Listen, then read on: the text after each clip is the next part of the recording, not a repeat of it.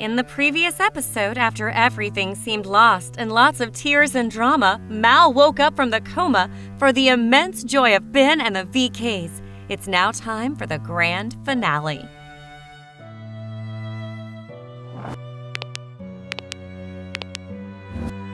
It took a few days, but Mal was finally able to get on her feet and walk. Everyone else was pretty happy about it as well. She was starting to drive them all crazy with her restlessness. Everyone was so happy, though. The future queen is all right, and everyone was relieved and overjoyed. Some flowers and cards showed up daily. Miss Potts was starting to joke about dedicating a room for just Mal's support followers. There were so many. But everyone was so happy, and Mal's miracle recovery was the talk of the decade. It nearly beat the amount of talk when the Isle of the Lost was created. Anyway, after a few days of healing, Mal was starting to go back into the public eye, but she wasn't entirely sure what she was going to see, and it'll soon surprise her. Mal, over here! She heard a voice call out. She turned to face the girl that she least expected to talk to her. Mal, hey! Audrey smiled softly. She wasn't quite so sure that this was a good idea anymore. Oh, hey, Mal replied. Mal was uncertain about how to react to this. The two stood together for a moment, awkwardly waiting for the other to say something. Finally, Audrey and Mal said, I'm so sorry. They blinked and then started laughing. You first, Mal suggested. Okay, I just wanted to say that I'm so sorry about how I've treated you for the last year or so. I was jealous of you being with Ben. You two clicked, but that never really happened for the two of us while we were together. I guess I was just upset that I wasn't good or had enough for him. Audrey smiled softly, ashamed of how she was treating Mal, especially since she just saved her life and nearly sacrificed her own in the process. I'm so sorry. I just wanted to thank you for all that you've done for me. I didn't deserve it. Mal smiled. She never knew Audrey felt that way, and while she was happy that Audrey was okay with her and Ben now, it didn't excuse how she treated Audrey. Audrey, I'm the one who should be apologizing. I stole your boyfriend, and I never even thought about how you would feel about it. That was mean of me. I've got to say that I didn't care who I hurt when I was on the Isle and when I first came here, but I'm so sorry that I made you feel that way. Ben does care about you, you know. He said numerous amounts of times how close the two of you were before you started dating. He said that he was sorry that he lost you and wished the two of you could be friends. And I was wondering, do you think we could be friends too? I know that I don't deserve any forgiveness for what I've done to you, but I hope that we'll be able to become close. Mal ended, hoping that Audrey would say yes. Audrey beamed. She had no idea Ben felt that way, let alone Mal. She couldn't believe that Mal thought that she didn't deserve her forgiveness and that Audrey wouldn't want to be her friend. Mal, of course I'd like to be your friend. I'm just glad that you're okay. I felt horrible once I learned that you sacrificed yourself for me, especially since I treated you so awfully.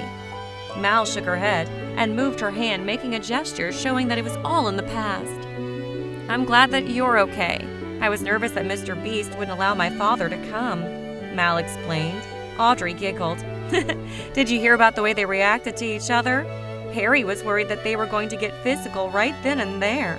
Mal laughed and then stopped, realizing what Audrey said. Wait, you talked to Harry? She asked, completely astonished. Audrey blushed. Maybe? Her voice squeaked out.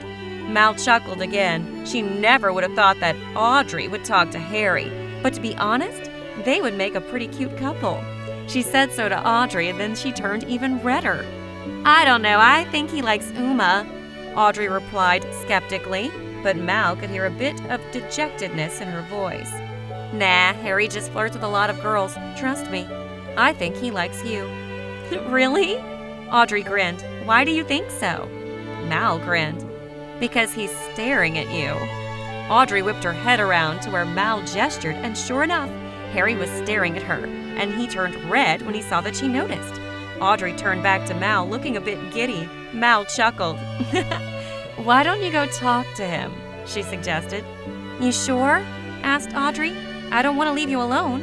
Mal waved her hand in an I'll be fine motion. Audrey grinned and practically skipped over to the pirate. Mal chuckled and turned around to see Ben trying to sneak up on her. She raised an eyebrow, and he straightened, acting nonchalantly. She shook her head and walked over to him, smiling. "I see you were talking to Audrey and that the two of you seem to be having a good time," Ben commented. Mal smiled and looked over to where Audrey was talking to Harry. "Yeah, I guess she's different than what I thought she was." Ben shook his head. Let an ex-girlfriend and girlfriend nearly die together and they'll become best friends. "Hey, so we've got to announce the aisle barrier," he reminded Mal. She nodded, realizing that it was time. She and Ben walked over to the stairs and climbed up onto the balcony. Trumpets sounded for the two royals, and they prepared to make the speech. "Citizens of Auradon, as you know, it's been a pretty busy week," Ben joked. There were laughs from the audience, knowing that he was trying to make the week seem busy and not at all dramatic, if not dangerous. "Mal and I have an announcement to make regarding the barrier around the Isle of the Lost." Ben sighed. This was the moment he'd been dreading. He couldn't believe that he was going to say this, but his parents and Mal were right. They had to protect Auradon. "We will—" "Wait," Mal interrupted, loud enough for Ben to hear her, but not loud enough so that anyone else could. She turned to face him and sighed. "Ben, I can't do this." "Wait, what do you mean?" "I can't be Queen of Auradon," she admitted. He blinked, trying to see if he heard right. Mal half smiled. "Hold up, yes you can. Why do you—" Mal interrupted him again. "Ben, I can't be Queen of Auradon because I need to take care of the Isle.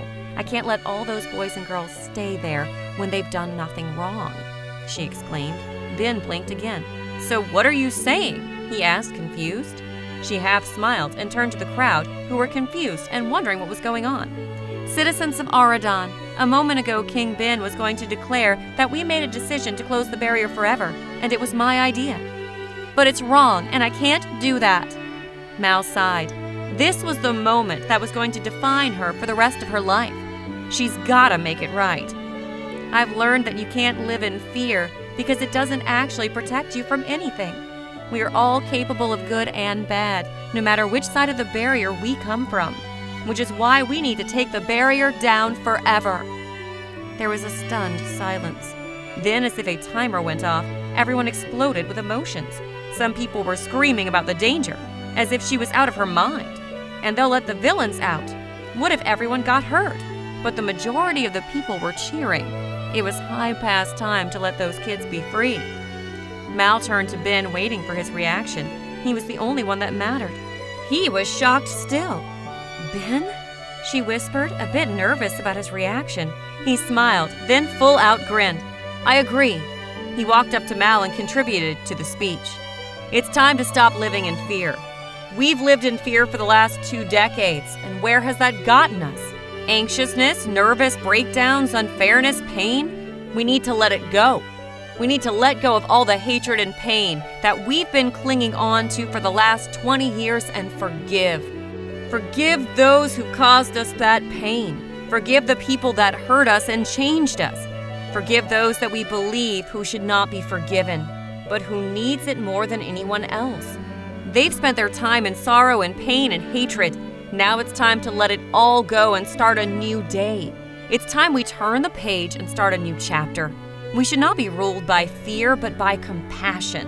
And if we don't allow the times to change, then we deserve the hatred. We deserve the pain. But it's high past time to let go of the past and focus on the present, on the future. Like a wise woman said, don't focus on the past or you'll miss the future. It's time to let the past go. It's time to be the heroes that we believe we are. For if we let those children die and our past enemies die without letting them know of our forgiveness and how to be truly good, then we are not heroes. We are villains.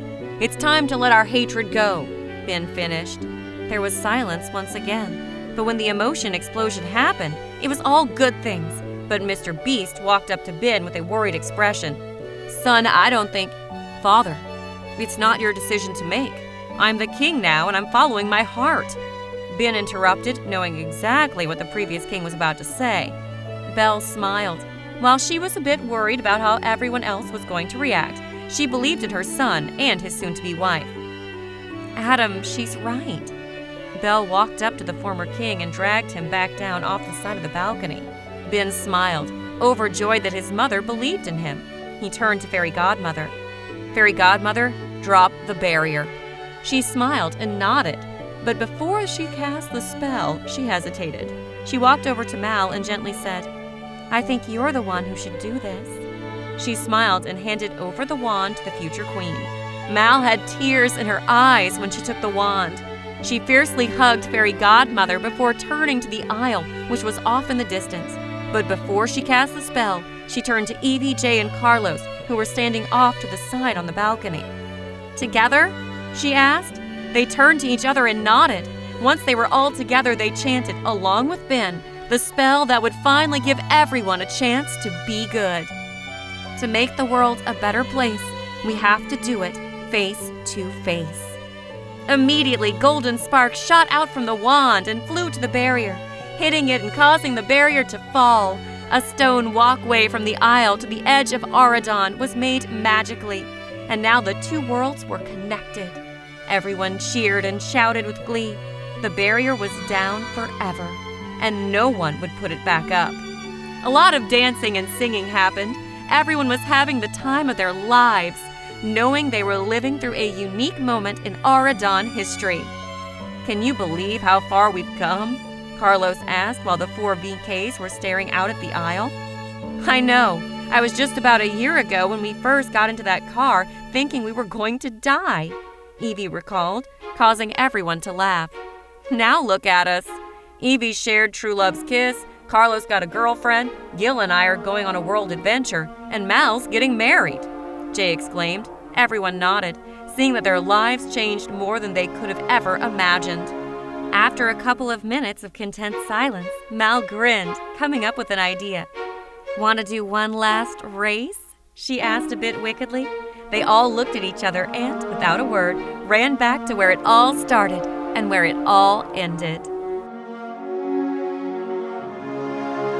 The end.